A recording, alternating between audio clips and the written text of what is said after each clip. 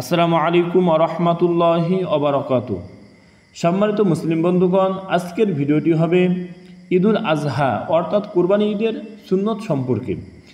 আমরা অনেকেই জানি না এই কোরবানি ঈদের সুন্নতগুলো কী কী, তাই আমরা এই ভিডিওর মধ্যে জানিয়ে নেব। এই সুন্নতগুলোর মধ্যে এক নম্বর সুন্নত হলো আগে ঘুম থেকে ওঠা। আমরা সকলেই ঈদুল আজহা অর্থাৎ কোরবানি ঈদের দিন আমরা কি আগে ঘুম থেকে উঠব। 2 নম্বর সুন্নত হলো মিসওয়াক করা, আমরা সকলেই মিসওয়াক করে নেব।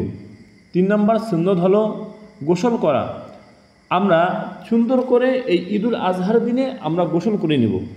4 নম্বর সুন্নত হলো সাজসজ্জা করা, অর্থাৎ ইসলামিক নিয়মে আমরা সুন্দরভাবে সাজগোজ করে নেব। 5 নম্বর সুন্নত হলো উত্তম পোশাক পরিধান করা, আমাদের পোশাকের মধ্যে যে পোশাকটা উত্তম আমরা সেই পোশাক পরিধান করে নেব। নতুন পোশাক কোনো শর্ত না, নতুন পোশাক না হলে কোনো সমস্যা নেই, উত্তম পোশাক আমরা পরিধান করে নেব। 6 নম্বর সুন্নত হলো সুগন্ধি ব্যবহার করা, আমরা ঈদুল আজহা অর্থাৎ কুরবানির দিনে আমরা সুগন্ধি ব্যবহার করব। 7 নম্বর সুন্নত হলো ঈদগাহে না খেয়ে যাওয়া, আমরা ঈদগাহে না খেয়ে যাব। ঈদগাহ নামাজ আদায় করার পর আমাদের কুরবানিকৃত পশুর গোশত দিয়ে আমরা খানা খাবো, এটা হলো 7 নম্বর সুন্নত।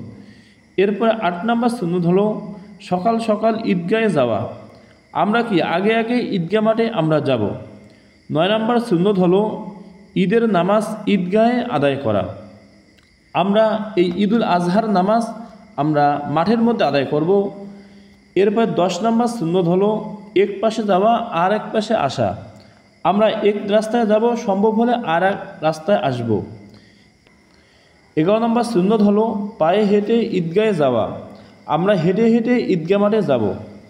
12 নম্বর সুন্নত হলো ঈদগাহে যাওয়ার সময় তাকবীর বলা, আমরা যখন ঈদগাহ মাঠে যাব আমরা আল্লাহু আকবার আল্লাহু আকবার লা ইলাহা ইল্লাল্লাহু ওয়াল্লাহু আকবার আল্লাহু আকবার ওয়ালিল্লাহিল হামদ, এই তাকবীরটা আমরা পড়তে পড়তে যাব।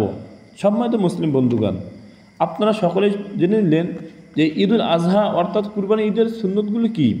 তাহলে 1 নম্বর সুন্নত হলো আগে ঘুম থেকে ওঠা, 2 নম্বর হলো মিসওয়াক করা, 3 নম্বর হলো গোসল করা, 4 নম্বর হলো সাজসজ্জা করা, 5 নম্বর হলো উত্তম পোশাক পরিধান করা, 6 নম্বর হলো সুগন্ধি ব্যবহার করা, 7 নম্বর হলো ঈদগাহে না খেয়ে যাওয়া, 8 নম্বর হলো সকাল সকাল ঈদগাহে যাওয়া, 9 নম্বর হলো ঈদের নামাজ ঈদগাহে আদায় করা, 10 নম্বর হলো এক পাশে যাওয়া আর এক পাশে আসা, 11 নম্বর হলো পায়ে হেঁটে ঈদগাহে যাওয়া, 12 নম্বর হলো ঈদগাহে যাওয়ার সময় তাকবীর বলা।